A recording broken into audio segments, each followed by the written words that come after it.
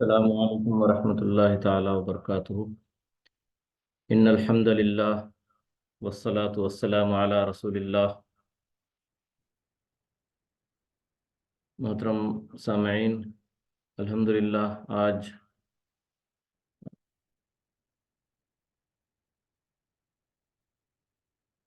20واں دن اور 24واں پارہ انشاءاللہ ہم مکمل کریں گے۔ سورہ زمر چل رہا ہے اور 24ویں پارے کا آغاز ہے، جس میں اللہ تعالیٰ نے مشرک اور موحد توحید پرست کی مثال پیش کی ہے۔ اللہ تعالیٰ کس طرح سے سمجھاتے ہیں، دیکھیے واضح انداز میں قرآن عربی مبین اللہ تعالیٰ نے کہا، قرآن مبین بھی اللہ نے کہا۔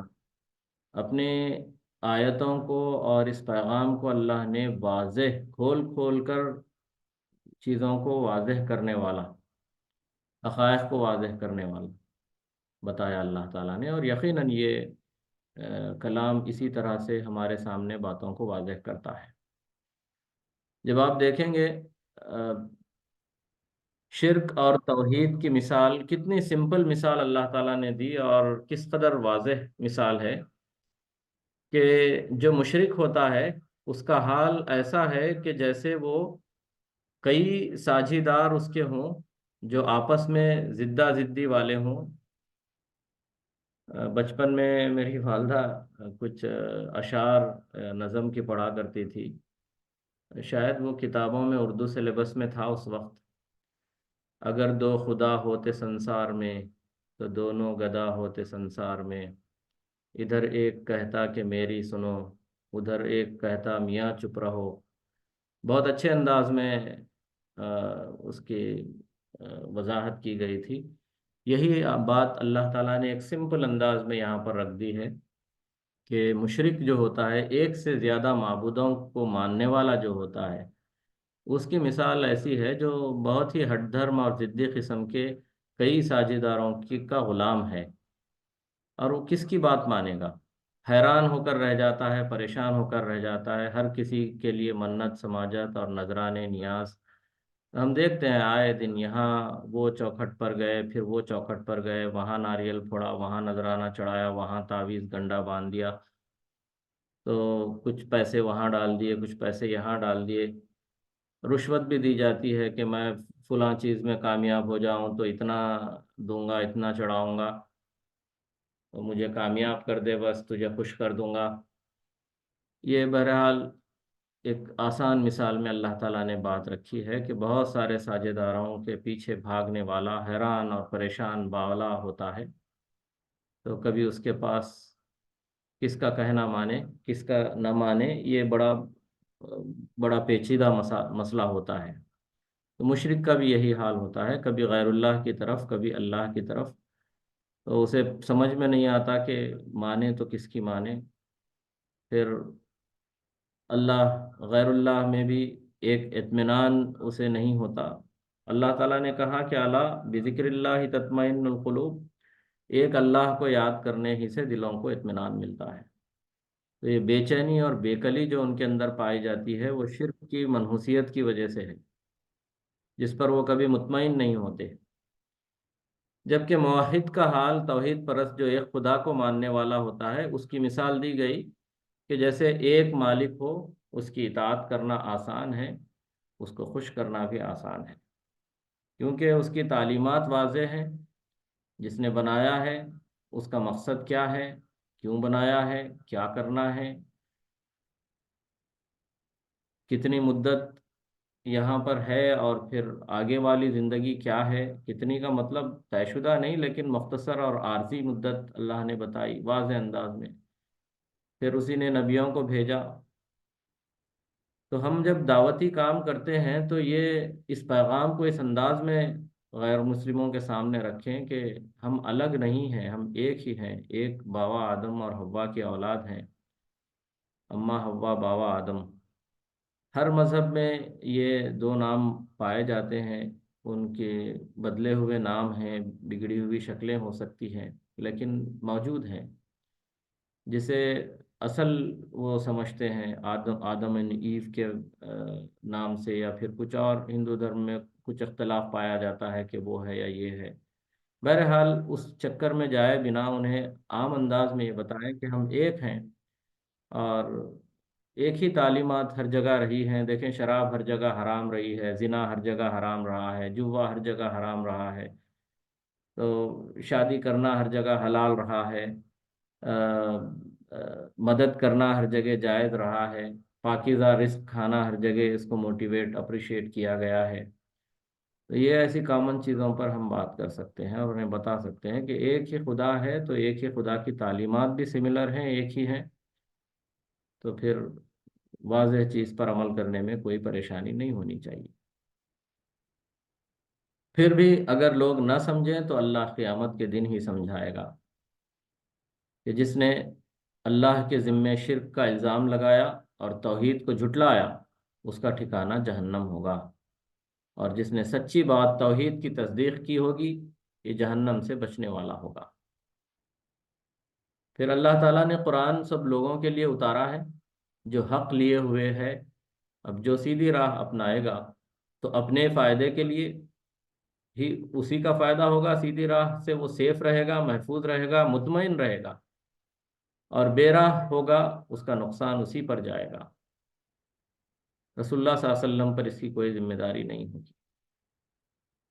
تو حق اپنانے والے کی سب سے بڑی دولت یہ ہوتی ہے کہ وہ مطمئن ہوتا ہے اور بے سہارا نہیں ہوتا۔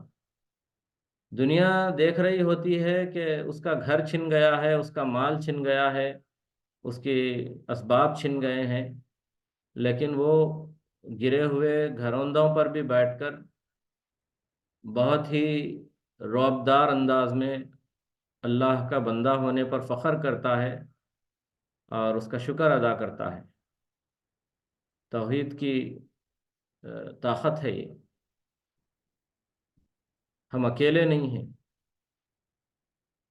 تو لونلی نیس کی بات ہی نہیں ہے یہاں پر، ہم چاہے کتنی تاریکیوں میں ہوں، اندھیروں میں ہوں، بچوں کو بھی اپنے ہم اس بات کی تعلیم دیں اور ان کا دماغ بنائیں، ان کا عقیدہ بنائیں کہ چاہے اندھیرا ہو گھر میں، بچے اکثر ڈرتے ہیں اندھیرے میں جانے سے، ہاں احتیاط کرنا چاہیے، کوئی خطرہ ہو سکتا ہے، کوئی انجانی چیز میں ایکسیڈنٹ ہو سکتا ہے، لیکن انہیں کہیں کہ ہمت رکھیں کہ ہر جگہ اللہ کو محسوس کریں، کوئی نہ دیکھ رہا ہو، کوئی نہ سن رہا ہو، اللہ ضرور دیکھے گا اور سنے گا اور رہنمائی کرے گا۔ اے نبی، آپ کہہ دیجئے اللہ کی طرف سے کہ اے میرے بندو، یہ بہترین آیت ہے، اے میرے بندو، اب تک جو بھی تم نے ظلم اپنے آپ پر کیے ہیں، یا عبادی الذین اسرفوا علی انفسہم لا تقنطوا من روح اللہ، من رحمت اللہ، انہ یغفر الذنوب جميعا۔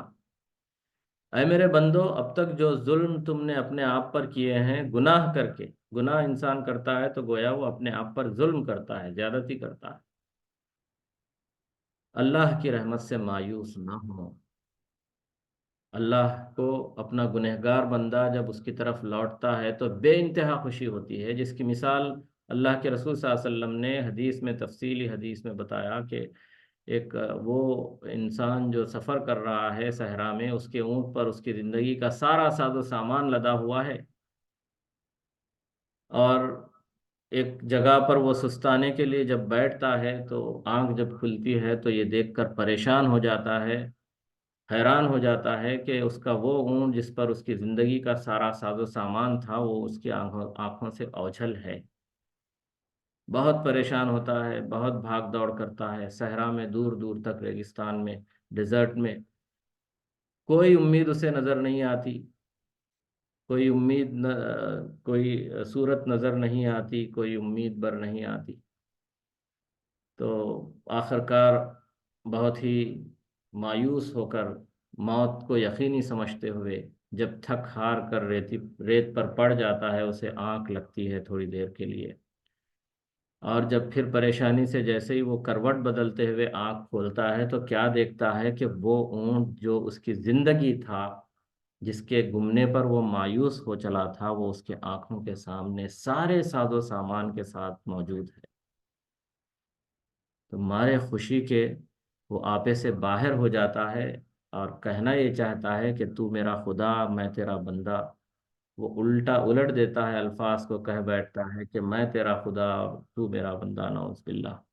لیکن اللہ کے رسول صلی اللہ علیہ وسلم کہتے ہیں کہ اس کیفیت کو اللہ تعالیٰ بہت پسند کرتے ہیں۔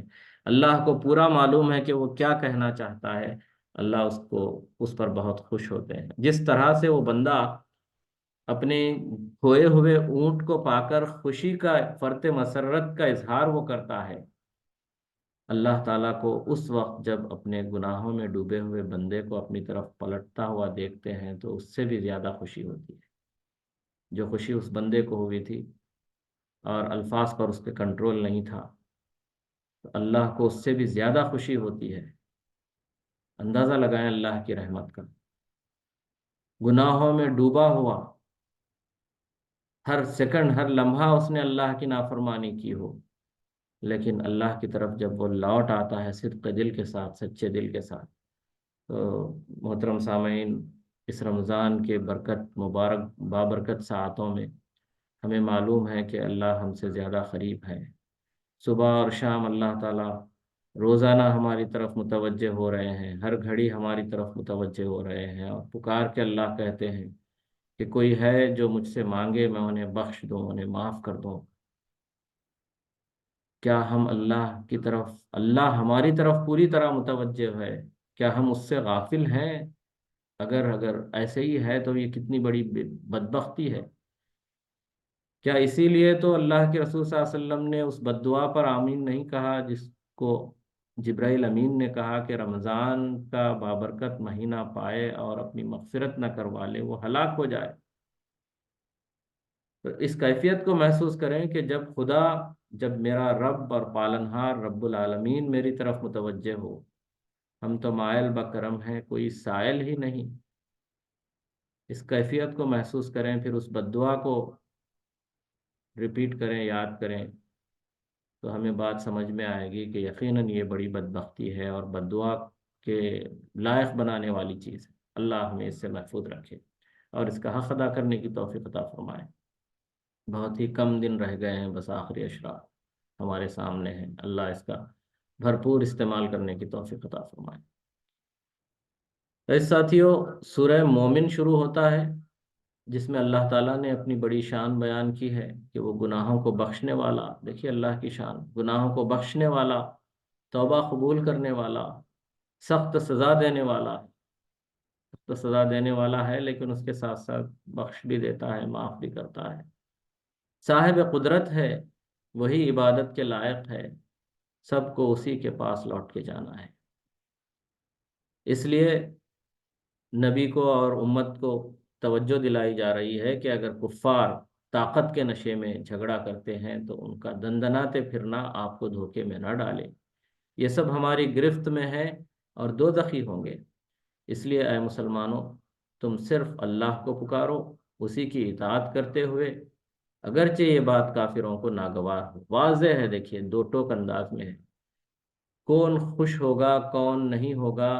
بندہ مومن اس معاملے میں بڑا خود غرض ہوتا ہے، اس کی آخرت اور اس کا رب، اس کے رب کو ناراض کرنے سے بچنے کے معاملے میں، اللہ کو راضی کرنے کی چاہت کے معاملے میں وہ کوئی کمپرومائز نہیں کرنا چاہتا، یہاں پر کوئی کمپرومائز نہیں۔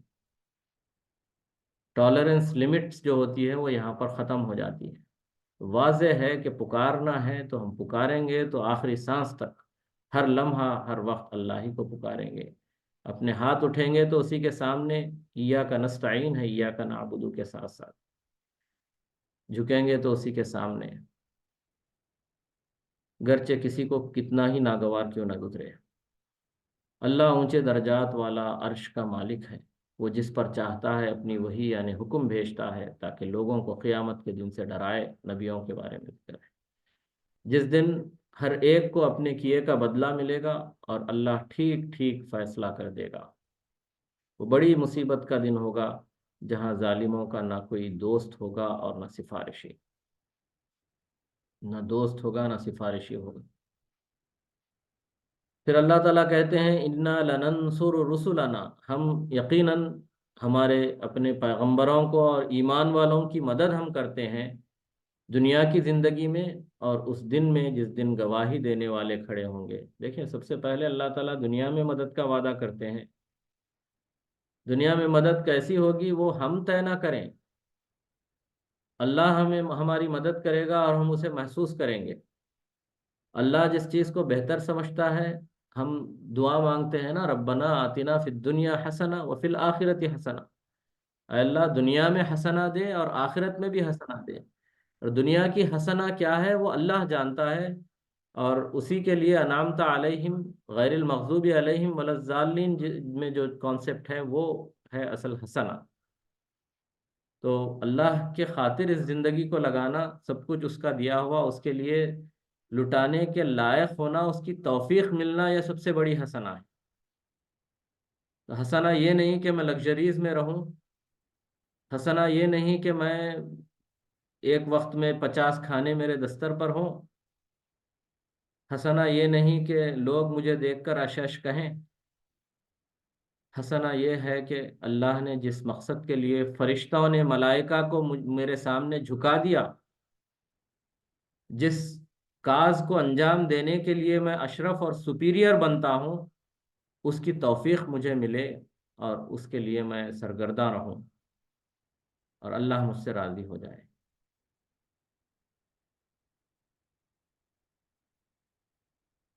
جس دن ظالموں کی معذرت کچھ نفع نہ دے گی، بلکہ ان کے لیے لعنت ہوگی اور خرابی ہوگی، اور قیامت تو بلا شبہ آ کر رہے گی۔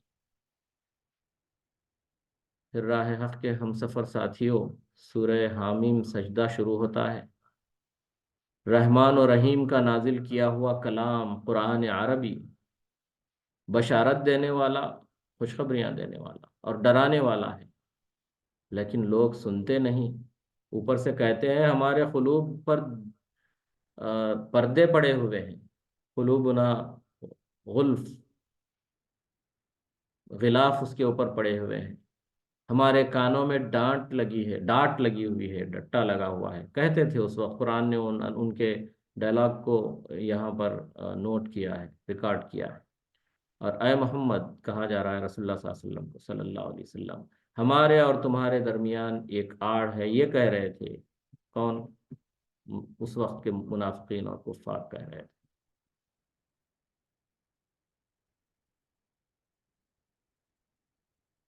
ایک آڑ قائم ہے، اس لیے ہم آپ کی طرف نہیں آ سکتے، یہ بہانہ تھا ان کا۔ لہٰذا آپ صلی اللہ علیہ وسلم اپنا کام کیجئے، ہم اپنا کام کر رہے ہیں۔ اس کے جواب میں اسلام کہتا ہے کہ لکم دینکم ولی دین، تم میرے رب کی عبادت نہیں کرو گے، میں تمہارے رب کی عبادت نہیں کروں گا، تم چاہے کتنا ہی لٹک جاؤ، کتنے ہی تم کوششیں کر لو۔ یہاں پر بھی اسی قسم کا مضمون آیا ہے۔ اللہ نے کہلوایا، آپ صلی اللہ علیہ وسلم کہہ دیں میں تمہارے جیسا بشر ہوں تو آدمی ہی، انسان ہی، لیکن مجھ پر وحی آتی ہے کہ تمہارا معبود ایک ہی معبود ہے، بس اسی کی طرف سیدھے ہو جاؤ اور اس سے معافی مانگ لو، ورنہ مشرکوں کے لیے بڑی تباہی ہے۔ پھر قوم عاد و سمود کی تباہی کا حوالہ دیا گیا ہے کہ انہی کی طرح نیست و نابود ہو جاؤ گے اگر نہ مانو گے۔ یاد رکھو، کافر لوگ جو کہتے ہیں کہ قرآن سنو مت بلکہ خوب شور و غل مچاؤ تاکہ تم غالب رہو، تو یہ سازش رہی ہے ہر وقت قرآن سے روکنے کے لیے۔ جو واویلا اور پروپیگنڈا جو میڈیا میں چل رہا ہے یا چلتا ہے، ہمیشہ سے چلتا آیا ہے، یہ کوئی نئی بات نہیں ہے۔ وہ یہ سمجھتے ہیں کہ ایسا کرنے سے وہ غالب رہیں گے، تو ہم ایسوں کو سخت عذاب کا مزہ چکائیں گے، اللہ تعالیٰ کہہ رہے ہیں۔ تب تم کہتے رہنا کہ اے ہمارے رب، وہ دونوں اس وقت وہ لوگ کہیں گے، گمراہ لوگ کہیں گے جو دنیا میں پڑے ہوئے تھے یا غافل ہو گئے تھے، اس پروپیگنڈے کا شکار ہو گئے تھے، وہ لوگ اللہ سے کہیں گے کہ اے اللہ وہ دونوں کو ہمیں دکھا دینا۔ کون دونوں؟ جو جن اور انس میں سے جنہوں نے ہمیں گمراہ کیا تھا، ہم انہیں پیروں تلے رون دیں، نجعلہما تحت اقدامنا، تاکہ ذلیل ہوں مگر اس کہنے کا کوئی حاصل نہیں نکلے گا۔ پھر ایک بہترین آیت جو ہمیں یاد ہوتی ہے اکثر، نہیں ہے تو یاد رکھنا چاہیے، جنہوں نے کہا ہمارا رب اللہ ہے پھر اس پر جمے رہے، جم گئے، ان الذین قالوا ربنا اللہ ثم استقاموا۔ دو تین جگہوں پر اس قسم کی آیات آئی ہیں جس میں الفاظ الگ الگ ہیں، یہاں پر ہیں۔ وہ ایک جگہ ہے جن پر فرشتے نازل ہوتے ہیں، جب وہ جم جاتے ہیں، اڑ جاتے ہیں، راہ حق پر ثابت قدم رہتے ہیں۔ آسان نہیں ہے ثابت قدم رہنا، اللہ ہمارا رب ہے کہنا، اس یقین کے ساتھ کہنا، اور اس کے بعد اس پر جمے رہنا، چاہے کیسے حالات کیوں نہ آئیں۔ تو وہ لوگ بلا خوف و خطر رہیں گے، لا خوف علیہم ولا ہم یحزنون، نہ وہ ڈریں گے نہ انہیں کوئی خوف ہوگا۔ ڈر کسی چیز کے چلے جانے کا، غم کوئی چیز چلے جانے کے بعد جس کا افسوس اور غم ہوتا ہے۔ ان کے لیے جنت کی بشارت ہوگی، من چاہی زندگی، ما یشاؤون کہا جا رہا ہے، تشتہی انفسکم کہا جا رہا ہے، جو کچھ وہ چاہیں گے، جس کی خواہش ان کا نفس کرے گا، وہ سب کچھ انہیں ان جنتوں میں ملے گا، جس کو ہم یہاں پر امیجن بھی نہیں کر سکتے۔ تو ان جنتوں کی آسائشوں کو یا پھر نعمتوں کو سمجھانے کے لیے جتنی بھی مثالیں دنیاوی چیزوں سے دی گئی ہیں، وہ بس ہمارے اندر ایک امیجنیشن پیدا کرنے کے لیے ہے، لیکن وہ بہت ہی مختلف ہوں گی، اور اس سے کوئی ان چیزوں سے اس کا دور دور تک کوئی کمپیریزن نہیں ہوگا۔ بہت ہی اعلیٰ اور نمایاں نعمتیں اللہ تعالیٰ ہمیں وہاں پر دے گا، بطور ضیافت کے اللہ تعالیٰ دے گا، اور رحیم کی طرف سے بہت کچھ اور ملے گا۔ اگر شیطان وسوسہ ڈالتا ہے تو یہاں پر کہا جا رہا ہے کہ فاستعذ باللہ، اس سے پناہ مانگ لیا کریں، اعوذ باللہ من الشیطان الرجیم کہہ دیا کریں، کیونکہ مانگنے والوں کی وہ خوب سنتا ہے اور خوب جانتا ہے۔ پھر آخری بات یہی ہے کہ جیسا کرے گا ویسا بھرے گا۔ اعمال رتی برابر بھلائی اس نے کی ہوگی تو وہ اسے دیکھ کر رہے گا، ذرہ برابر برائی اس نے کی ہوگی تو اسے بھی وہ دیکھ کر رہے گا۔ آپ صلی اللہ علیہ وسلم کا رب بندوں پر ظلم نہیں کرتا، بلکہ اس کا ہر فیصلہ عدل و انصاف پر قائم ہوتا ہے۔ اللہ تعالی ہم سب کو نیک عمل کی توفیق عطا فرمائے۔ یہاں پر 24واں پارہ ختم ہوا ہے۔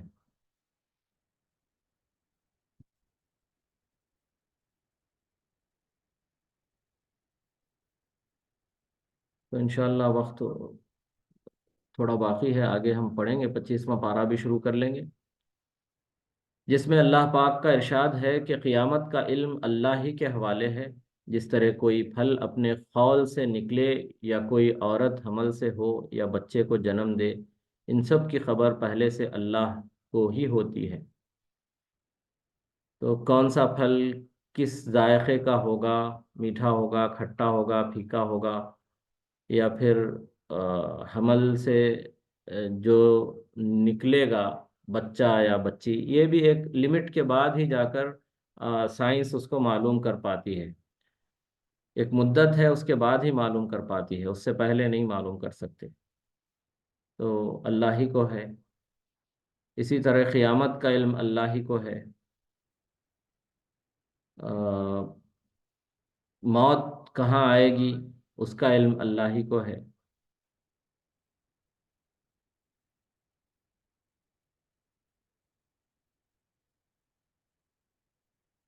تو یہ ساری چیزیں اللہ کو معلوم ہیں، تو ہمیں اس پر ایمان لانا چاہیے۔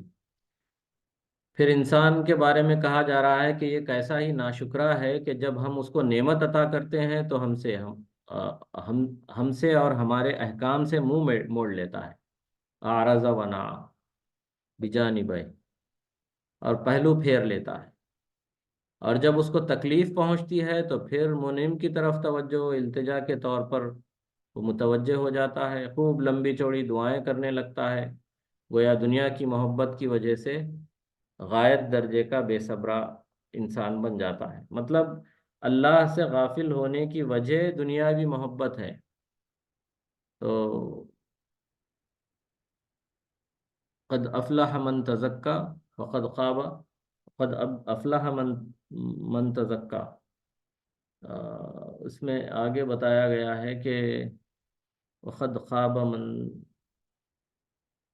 من خاف مقام ربه ونهى النفس عن الهوى، یہ ہے۔ تو خواہشات نفس سے اپنے آپ کو روکے رکھنا اور اللہ کے سامنے کھڑے ہونے کا احساس زندہ رکھنا، یہ اللہ سے جوڑے رکھنے کے لیے بہت ضروری ہے۔ تو جب ہم غافل ہو جاتے ہیں، نعمتیں جب آنے لگتی ہیں، تو انسان اللہ سے زیادہ جڑنا چاہیے، تو پھر ان نعمتوں کا صحیح استعمال بھی وہ کر پائے گا اور اللہ کی دی ہوئی ذمہ داری کو ادا کرنے میں ان سے مدد لے پائے گا۔ شرک کی نحوست سے کہیں آسمان پھٹ نہ جائے کی بات یہاں پر آتی ہے۔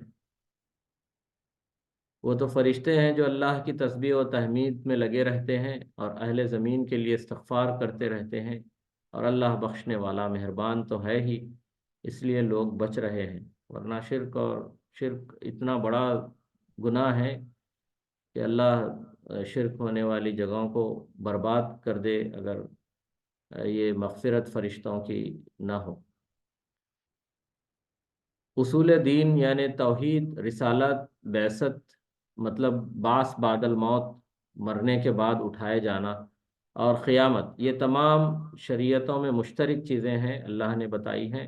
چنانچہ اسی دین کی حضرت نوح علیہ السلام کو اور آپ صلی اللہ علیہ وسلم کو، حضرت ابراہیم، حضرت موسیٰ، حضرت عیسیٰ کو ہم نے تاکید کی ہے۔ اللہ تعالیٰ نے ایک بڑی آیت میں اللہ تعالیٰ نے یہ کہا کہ یہ ساری بنیادی چیزیں، فنڈامنٹل، ساری شریعتوں میں سیم رہی ہیں۔ سارے نبیوں کا ذکر اللہ تعالیٰ نے یہاں پر کیا کہ اس کے بعد کہا کہ ان اقیم الدین ولا تتفرقوا فیہ۔ تو سارے نبیوں کو بھیجنے کے بعد ہم نے جو نصیحت ان نبیوں کو کی اور اس کے ماننے والوں کو کی، وہ تھی اقامت دین کی نصیحت۔ دین کو قائم کرو، ان اقیم الدین ولا تتفرقوا فیہ، دین کو قائم کرو اور اس میں تفرقہ مت ڈالو، اس میں الگ الگ فرقوں میں نہ بٹ جاؤ۔ یہ بہت اہم پیغام ہے، دین پر عمل کرنا نہیں، دین کو قائم کرنا۔ میری زندگی میں میرے جسم کے اوپر، میرے دل کے اوپر، میرے دماغ کے اوپر، میری نگاہوں پر، میرے ہاتھ پیر پہ، میرے لباس پہ، میرے ڈیل ڈال پہ، مطلب میری پرسنالٹی کا جو میک اپ ہوگا، یہ سارا دین کے بتائے ہوئے طریقے کے مطابق ہوگا۔ دین ہے ہی زندگی گزارنے کا طریقہ۔ تو اللہ نے کہا کہ اس کو صرف مانو نہیں زبان سے، اسے قائم کرو، اڈاپٹ کر لو۔ اقیم الدین ولا تتفرقوا فی، اور اس میں تھوڑا ادھر کا تھوڑا ادھر کا نہیں، کچھ دین کچھ دنیا نہیں، دنیا بھی دین ہی ہے، اور دین میں دنیا کے بارے میں ہر بات بتائی گئی ہے۔ تو یہ بہت ہی اہم آیت ہے۔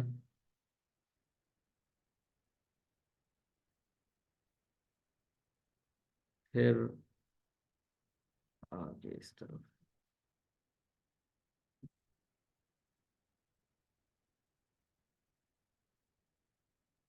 اللہ تعالیٰ نے فرمایا کہ اے کافرو، جو کچھ تمہیں دولت و اقتدار یہاں حاصل ہے، یہ بس دنیا کی حد تک ہے، اور جو اللہ تعالیٰ کے پاس ہے وہ بدرجہ بہتر ہے اور بہت ہی ہمیشہ رہنے والا پائیدار ہے۔ ان لوگوں کے لیے جو ایمان لائے، اپنے رب پر بھروسہ کیے، بڑے گناہوں، بے حیائی کی باتوں سے بچتے رہے، غضب کے وقت، غصے کے وقت معاف کرتے رہے، اپنے رب کا ہر حکم مانا، نماز کی پابندی کی، آپس میں مشورہ، ان کی بنیادی کام ہے، ان کا بنیادی کام ہے، اور راہ خدا میں خرچ بھی کرتے ہیں۔ جنتیوں کے صفات یہاں پر بتائے جا رہے ہیں، جن کے لیے اللہ نے مغفرت اور جنت بنائے رکھی کا وعدہ کیا ہے، ان کے صفات یہاں پر بتائے جا رہے ہیں۔ تو ایمان والے ہوتے ہیں، اللہ پر بھروسہ کرنے والے ہوتے ہیں، بے حیائی کے باتوں سے بچتے ہیں، غصے کے وقت میں وہ کسی پر بھی غصہ آ جاتا ہے تو اسے معاف کر دیتے ہیں، نماز کی پابندی کرتے ہیں، مشورہ کرتے ہیں آپس میں، اور راہ خدا میں خرچ بھی کرتے ہیں، چاہے وہ خوشحال ہوں یا بدحال ہوں۔ برائی کا بدلہ برائی ہے، البتہ جو شخص صبر کر لے اور معاف کر دے تو باہمت کاموں میں سے ہے۔ مطلب جو صبر اہم کام ہے، ہمت والے ہی صبر کر پاتے ہیں۔ کسی انسان کی یہ حیثیت نہیں ہے کہ اللہ تعالیٰ سے بلا واسطہ بات کرے، مگر الہام یا حجاب کے ساتھ، یا پھر کسی کو رسول بنا کر بھیج دیتا ہے، جس کے پاس حسب منشا وہی بھیجتا ہے۔ اس آیت کا مطلب یہ ہے کہ اللہ تعالیٰ کی ذات سے ہم ڈائریکٹ ربط تو قائم کر سکتے ہیں، لیکن جو وحی کا معاملہ تھا وہ اللہ تعالیٰ ڈائریکٹ بات نہیں کر سکتا تھا، اس لیے اللہ نے نبیوں کو بھیجا۔ لیکن اللہ نے کہا کہ نحن اقرب الیہم من حبل الورید، جو شہ رگ ہوتی ہے اس سے زیادہ ہم ان سے قریب ہوتے ہیں۔ تو یہاں تک سورہ زمر ختم ہوا، سورہ زخرف اس کے بعد شروع ہونے والا ہے۔